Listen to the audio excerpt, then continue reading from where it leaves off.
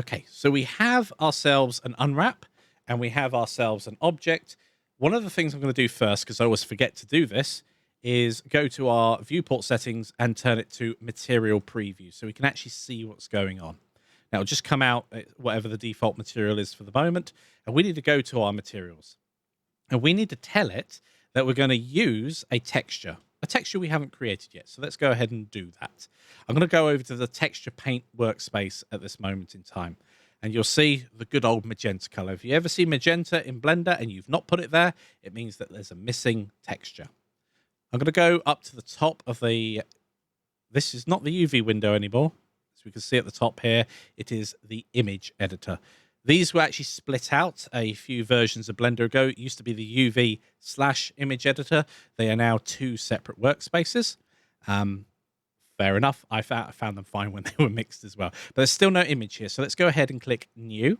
And we get a series of options with how we want to create our texture that we're going to use. Now, I would always recommend having a power of 2 texture. And the reason for that is we end up in a position where, in game engines especially, there's a thing called MIP mapping where the texture can be shrunk and shrunk and shrunk. It's a very efficient operation by changing some binary around, basically. And so 1024 is a pretty standard. Some people think that's low and they'll bump this up to 8,000 and 8,192, I think it is. Now, for the purposes of this, I actually want to keep it low so we can see some of the problems nice and early. The color itself will just be the default color of our image that's created. Do you mind if I hop in for just a quick minute? Something we discovered when we were making Mag Racer. Yeah. 1024 or even 512 is great for most use cases. Yeah. And you can go up to a higher resolution when you need it, when it's a hero asset or something you're going to see a lot of. Yeah. Like, avoid the temptation of thinking, well, some of my players are going to have 8K monitors, I'll make all textures 8K. Because if no one's going to see that texture, all you've done is eat up the video memory.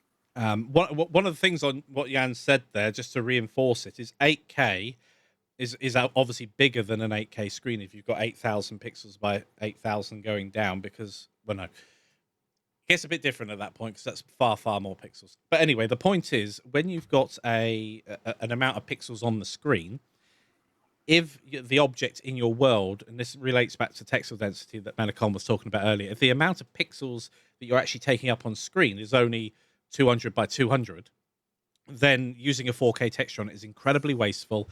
And when it comes to a game engine, it's going to eat up a lot of your VRAM budget. Massive in terms of RAM. Yep.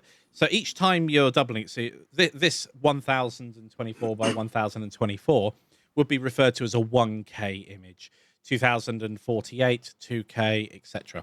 Now, these don't have to be the same, but it is kind of traditional that it is a square texture. So you'll sometimes see textures that are still a power of 2, but they might be 1024 by 512, for instance. And whatever platform you're sending your stuff to, that will pretty much determine what the maximum amount is. If you're playing it on, if you're creating a game and these assets are going to be for a PC, you're going to have completely different requirements than if they're for a console, and again, completely different requirements if they're for something else, like a mobile phone, for instance. Some of the lower power devices certainly have a lot less horsepower, and some of them won't work with texture resolution over a certain amount, or so many actual textures themselves. You can bake multiple textures from multiple objects onto one map. It doesn't have to be one texture per object. In fact, that's a very efficient way of using your textures. Let's go back to recreating our image here. So I'm going to have 1024 to no, let's stick to our guns here. Let's go do 256 by 256. And so it's a nice low resolution image, and we'll see any problems with islands and things like that. I'm not sure if I've got these close enough to demonstrate that, but we'll see. The color is just the background color when it's filled in. Now, it's entirely up to you. I actually prefer, with a lot of things, to have an alpha value of nothing. So you actually start with a completely transparent image. But it does depend on what you're doing. If you're painting a load of foliage and leaves, let's say, you're trying to make a texture for leaves, perhaps starting with a sort of a darker green or something, so that you're not going to accidentally miss an area and have it transparent or black or whatever the background color is. Anything you miss will actually be that particular color. So in this case, the alpha would have to be 1. There's a nice little comment from Daz as Yep. well, where the preset images for size, like the color or number grid, are great visual guides for showing what faces relate to what. Yes. So that's the generated type coming up next. So the generated type here, we've got blank, which is create your own image. UV grid gives us a good they do different things. So the UV grid shows us uniformness. So let's just do the UV grid for the moment and come back later on, and let's call this UV grid so we know which texture it is. Grid. There we go. So let's just do this and go okay. We get this, and you've probably seen this before, and this is a great way of seeing the texel density on screen.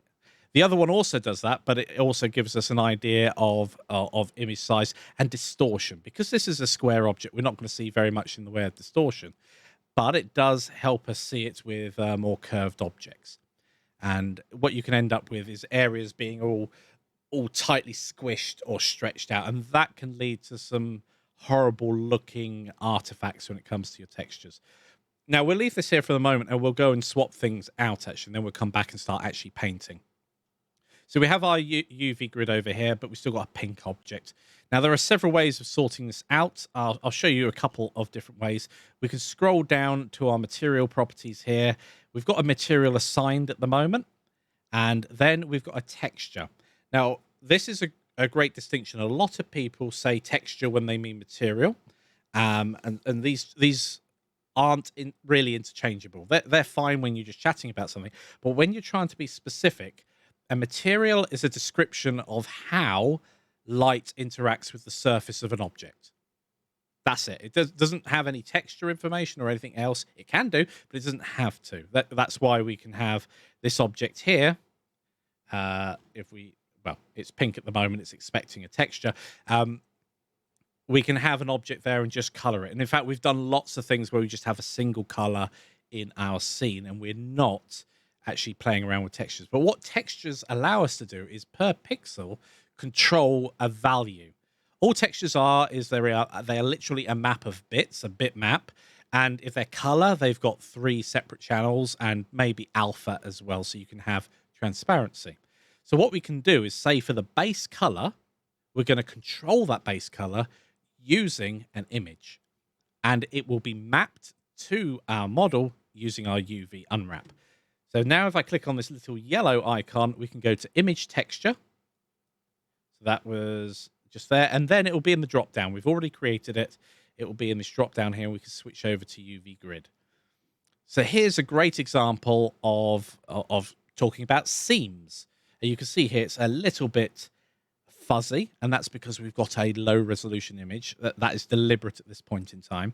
So this is a great way of having a look at the model and seeing if we had a regular pattern like block work or brickwork or tiles, then seams can become really, really obvious. Even if it was a grass texture, you would see here, you might get away with it because these kind of blend into one another as they're going around the object. However, here, there's a huge, great big sort of shift, and that may cause you a problem later on. This is all about discovery and having a look at your model.